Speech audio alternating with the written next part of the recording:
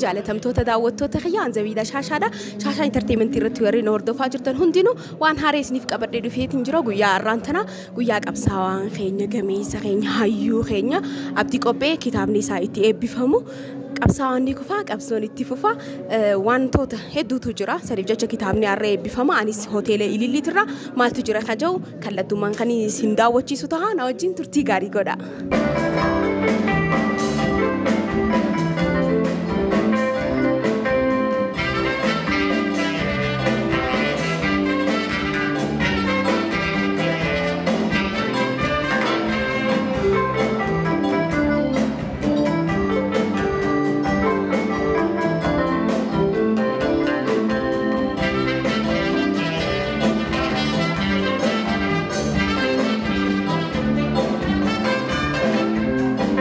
أمة خينيا فكران أوسن دكان ساكني ولا لو أدى كوبي سودان يدلي سودان أمة خينيا بها في لتا كابا في كبا جدولا أميا ولتلن كانوا بندبرن وركالي برا وركالو غوبناتي في هيريوتي إنساني هندا جنة الفردوس ربنا كمان يسوع Ega anak buyan ka obole sekhenya abdi kopeti buyan pun buya isatin haya omole buya oromoti buyan pun buya Buddha afan oromoda awala mutid ittisat nada toda kuintu sada afan oromoda afan baqiya afan natiya afan oromera Jimmy, afan makina katsinetu ifya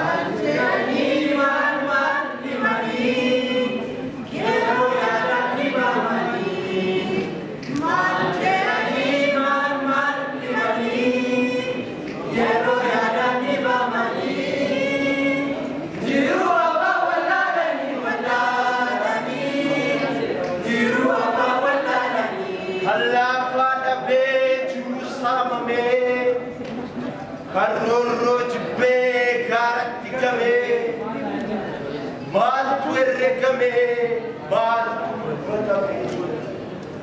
Maal jedhanii maal himanii yeroo yaadanii baamanii. Maal jedhanii maal himanii yeroo yaadanii baamanii.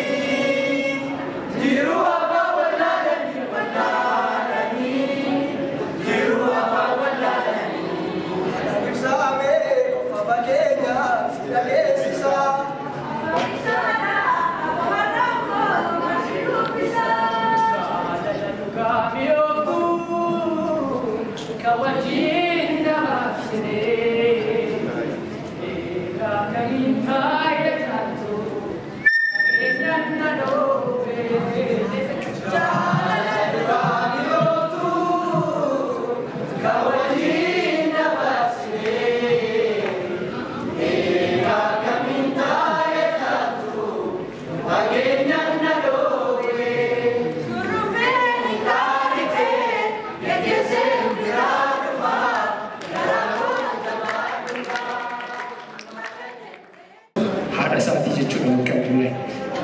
كتاب بسناد جورا ماتنا خنافي أولوالي نما موبينيسا خجوا سنتي وهذا أني وردوني بها سبيشالي ورجعني دانيا خنافا ولا سنتي بها خناف كتاب بسنا كتاب إباف أباي غرق يسمى تغنيا تنوفي دانيا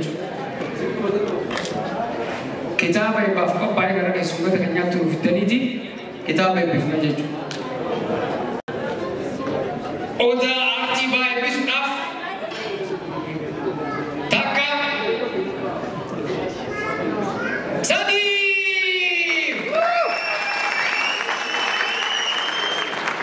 Kitab ni senang dikopi oda arti tuji Abraham fi seorang metin berefame, efame jura. Tapi tu kerana fise Arab cise.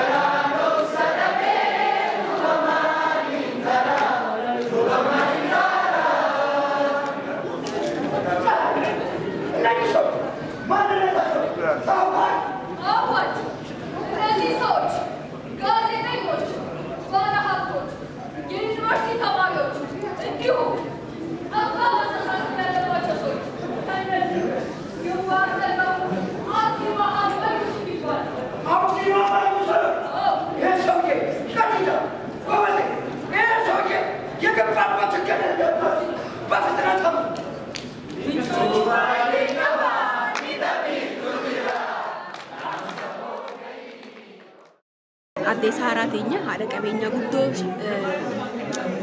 دلان تقبل جبدو كيسا تكا تبارك بيا كخيت يا بك قدان سكبا واحد دون من بونسات اللي جرو ميغو يارانتنا مو اكمات التيس اكنا مورمو تكويس اكمي ابسيتني غيان الراخني غيا سينا قبيسا سينان أبدي خينيا لقما كتابة تقطي وانبر فمي لمومتي إني في ساتي فو كتابة قبصو ورمو خيستي بكا قدو قبا أبدي ولا لون أمني نمبر ريسنيف ولا لون ساماسي أكنا مغرتي سينا هيموتي ولا لو فارو نموتا يوخيس فارو نمر انفاوتو هنتهيني أكنا مغرتي سينا هيموتي وابريسا بليس غيا الرقرو خطابة خناركو خيتي نينغم دي سينا نبدي قرو خطابة تقولمتي وانبري فمي رمومتي حاتا هو ملي خنماهو أددرم على نمني توقو ندورا بوية جاتشو نشيتي بفلتي وان كان نينغو لجي بريسو ساتي دونغم دا اساس نينغلتهم فدا بليس خينيا اللي ربي جنة عنها كان نيسو سينان سات اللي سينا دفتوت اللي دبرت ربي هاقولون جا قالتهم سانكو فوسونتين أما عن أكا فاونديشنات تيوان قد يادن دوبا رجعات إنجرا ميجا وان كانوا أكمل تاديم سيفتا مالي نسمعينه مرة لما فا نما قد خنا نما أمة أورومو عواصب الله خنا على با أمة أورومو خنا مال قولوا ديم تاني فولا درا مالي نسمعينه أكمل أمة أورومو تواصني واحد دوزن رايق لغادا إن شاء الله نمنيجا نما دبرتوكو سينا نكايا دتو مقاساتي نونيجو لم تدو تجرا سنيس مريدان قرتي ياده بالشاتا قبني فولدرا ماتي والجنس والمريهني حواس والجنس والمريهني وانت كياني أسبان جيتي يادا قالتهم تيانسي وانت كاسي قافتشو بربادا دور الرامي وان النسين جو الرايو خموان جزي هندات يادتو واني تقواني سايادتو جرات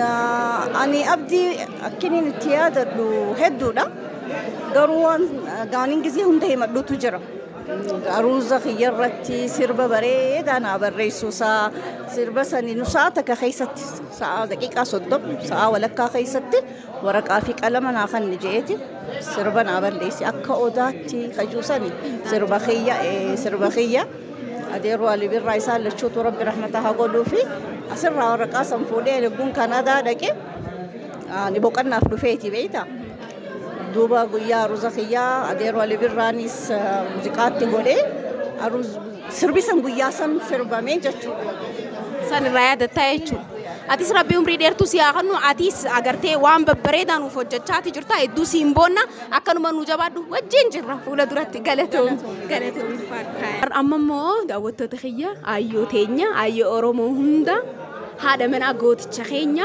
أسنا برتي أركمني هواسني أمتني أورومو بلانسي بيخا قروما أمامو ردي يعني ميمك سني فيه وانت كتكاكنا في بسني مقالك يخمي أمام دي قرود وانني سيسرسو بربادو أنا هذا منسا سونتين هذا منسا تلم مفاتي يجو عدا ديملي نبودا اسنك أبا أما اسنا درو اسنا جلتي أيوتا صديق أبا إني تنافو مو سينا نبديكو بيدا هنك أنا قفتين أبتو غنافو لدرو أما نتأرى خربا نيشو أكيادة تنيف ودو نتيجة جماعة ترى ميديا رما سوينا ملء تكان مني وأنا كنا دلقين جرو جولين تونغرو هاجلا توم تتتيادة جنريشنين كوبيرة سلاب دينا ما جودة عساوك أبا ترى نمنو جودة نرافنا جولين تتكون تخطئ بقى دلالة أوروموني بقى جراتني جلا توم يتلين ودو سفدا ميديا رتلي هذا ميديا تلين نافو الفادا خلينا نجتشو بربادو يرو كابسوسن كيستي خوبا خيساني قا نمني بابا منا قبصا هاتي منا قبصويتوما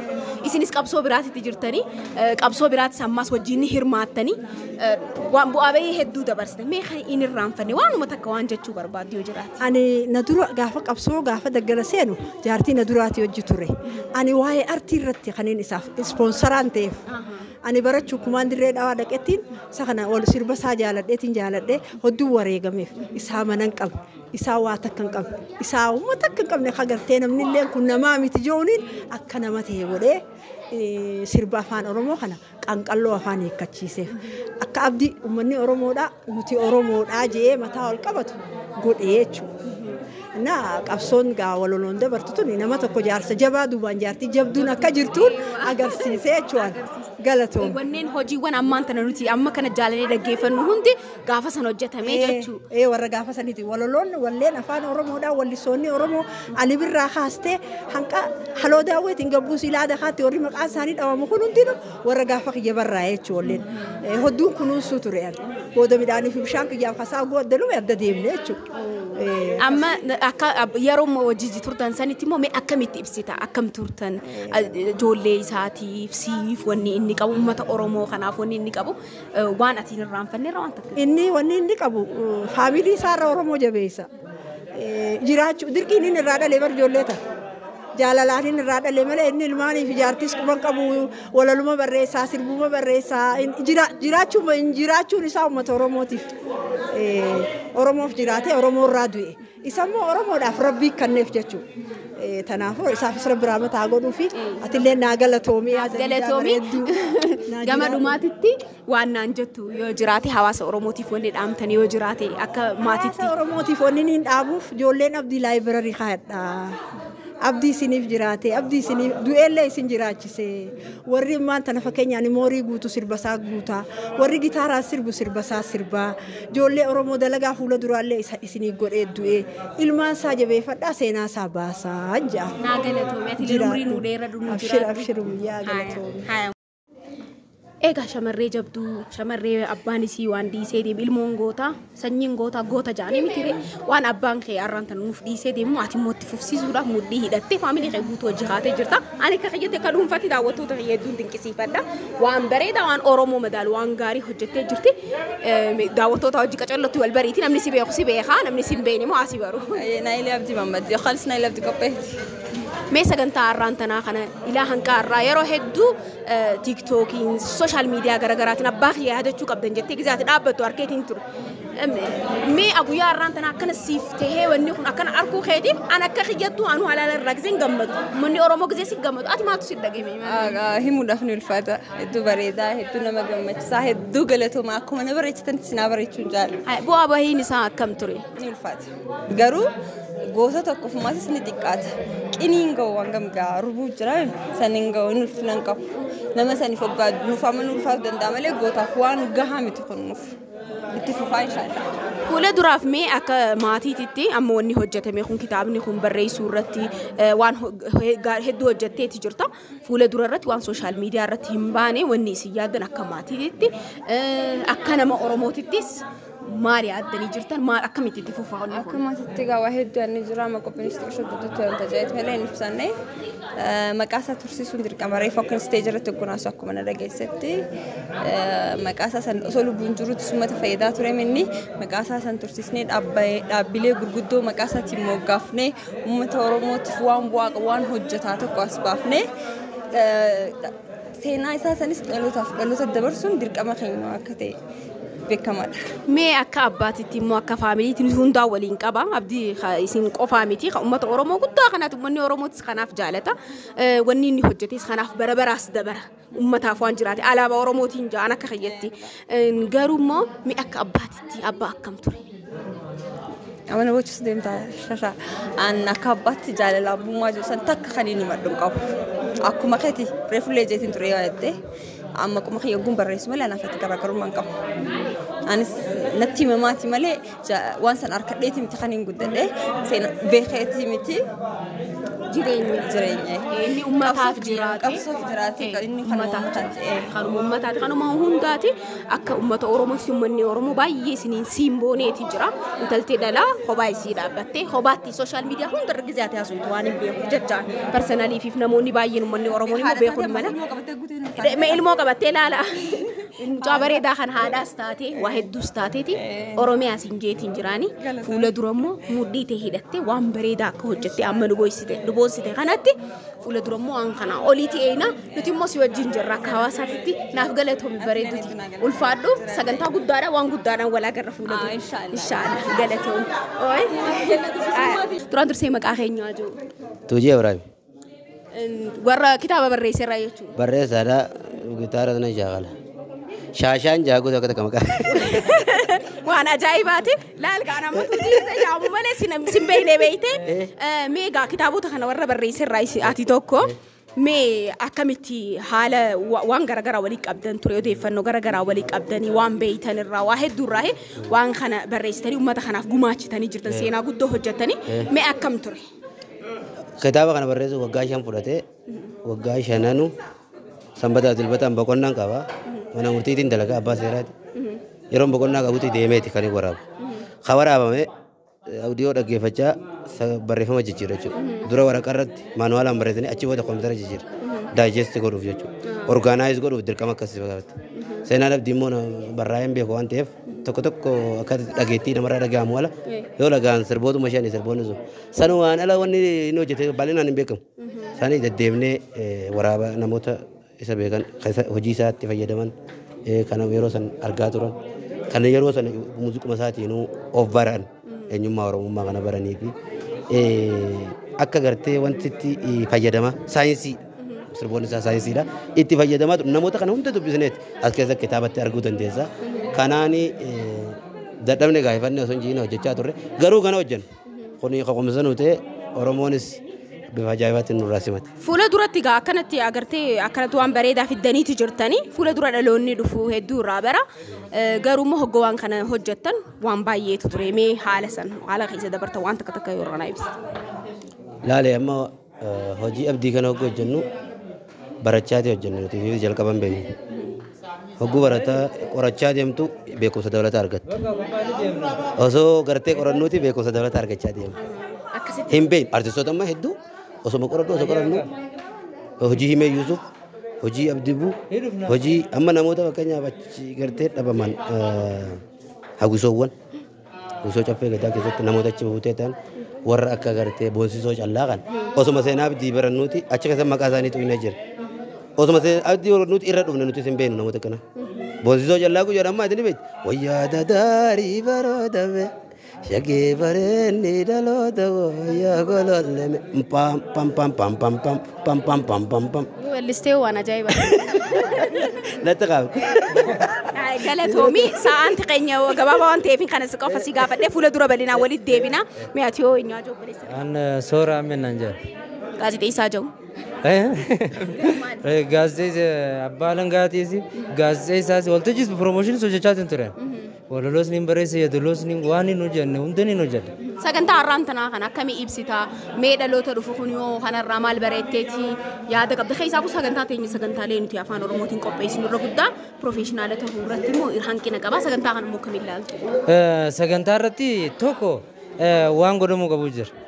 Nuti irra miidiyaarra warri hojjennus warri hojii muuziqaa hojjetus warri fiilmii diraamaalee barreessulleen hawaasa keenya keessa gaddeebuu qaba. Afaan kun guddinni afaanii baadiyyaarraa gara magaalaatti ta'uu qaba jaajoonni. Nuti har'aan tana magaalaarraa afaan gara baadiyyaa ofu jira. Kun afaan ajjeesa. Tokko jechoota yeroo fayyadaman miidiyaan sirriitti irratti hojjechuudha qaba. Lammaffaa ammaas amma miidiyaarra waan hojjettaniif gaafii nama gaafatan sana.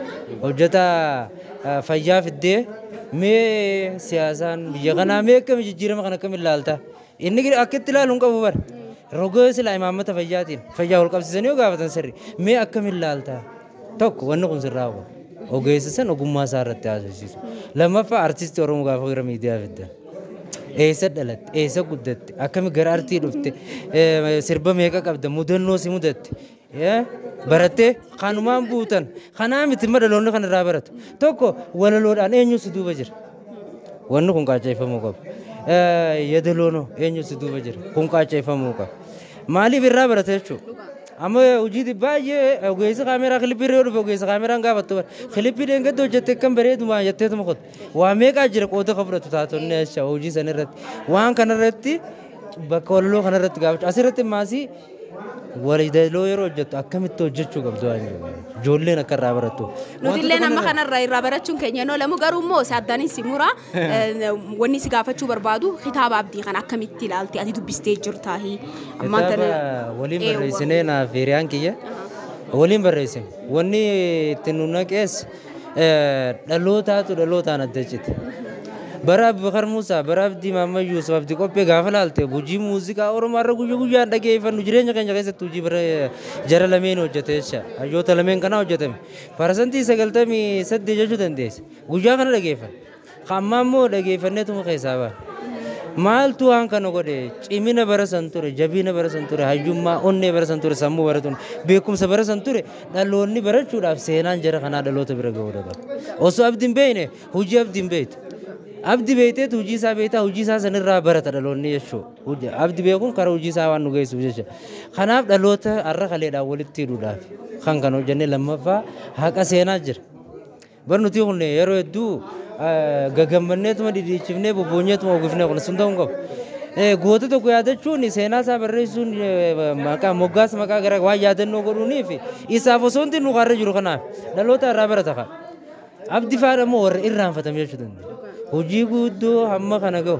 injiru bar afrikaa irra bar nama akka Abubakar Musaa fi Abdii Maamud Yuusuf hin arginu nuti nama keenya gatiin beeknu malee namatti seenaa hojjetee beeka gatii jira kana jechuudha mataas dhukum namni kana ardii afrikaa irra hin jiru ni jiraami urjiidha jechuudha jirri kun kanaaf isaan kana bira dhaloota geessu keessaa maali warra muuziqaa keessa irra jiru kun akka hojii muuziqaa abdii yadaloo kami barreessa qadirsi yadaloo akkamitti hojjeta jettee laaltu irraa barataa jechuudha jara qaamaan harkachuun baracha kanaaf مكان كي رقم صار موتين نبي خفص شو نبي أقبته رقم صار دي مختاري يقولون لك إيه أنا قروم دي مكان هذا تطلع لده كورك إندي شو سكنتا كتابة بأودار تيورمو كتابة بدي كوبي تيجي أنا ما تكورا خانو مكان إفسيبسه ما أكمل ترى بلا كمان تنا سكنتا بريدة هدو نما بوس أكو أورمو تيمبون نكوبي سيتاني ما نما خنا نما علابا أورموتي أبدي يشون علابا أورموتي أتي ما أكمل تيبسيت لغات بتشوف أني أبدي كوبي يشون أورمو جيوبسي أبدي كوبي نمسه أبدي كوبي أورمو جيو نمسه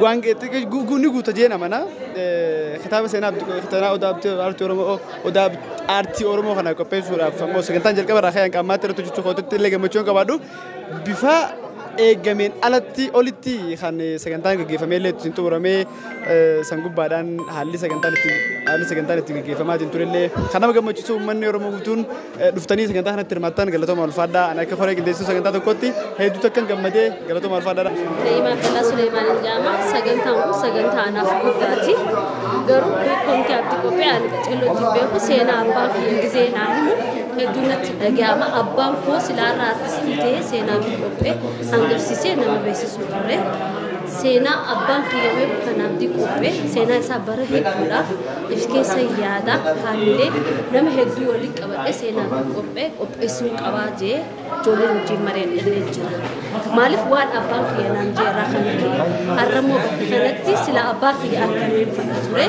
maqaa isaatiin kitaabaan bite abbaan koo nama guddaadhaa hin dhufne kitaaba maqaa isaatiin biteetiin jira immoo seenaan abdi qophee hanganaan hin madaalamu hanganaan hin laalamu seenaa isaa ammoo booda itti fufna ani gawaanin jee hin dhaloota amma dhufu kanarraa amma dhaloonni hedduun akkuma heetii kanaaf dhaloota amma dhufu kanarraa nutirraa maaltu eegama jetteeti wanni nurraa eegamu seenaan abdi qophee kitaaba qofaan hafuu qabdu siidaa garaagaraa manni barumsaa manni haadhaa fi abbaan daa'imman qabee itti guddifatan seenaan abdi qophee hanganaan hin xumuramu akka mataa kootiitti itti hirmaachuu barbaada. Hawaasarraa maaltu eegama hawaasni illee wanni inni nuufise seenaa guddaa waan ta'eef itti naannatanii dhaloonni lafaa dhufaanillee waan sirba isaatiin taphachaa arma gahu jiran abbootiin kiyya kalee isarraa fudhatan anaaf laa kana animmoo kana fudhadheetini itti deemu jira ilmoon biyyas gomurraa fudhatti waan ta'eef seenaan kun ilmaanii waan dabruuf wanni nurraa eegamu waan guddaa kana qofatti hafuun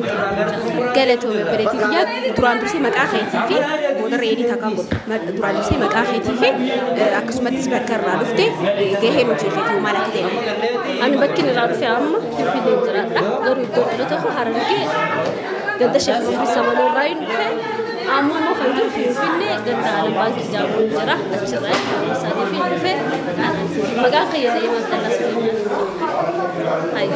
gaaddisaa keenya sagantaa guyyaa har'aan tanaa kan warreen haala mimijjeessu keessaa warreen waan kana walii qaqqabu keessaatis koreedha mee sagantaa kana kamiin laaltee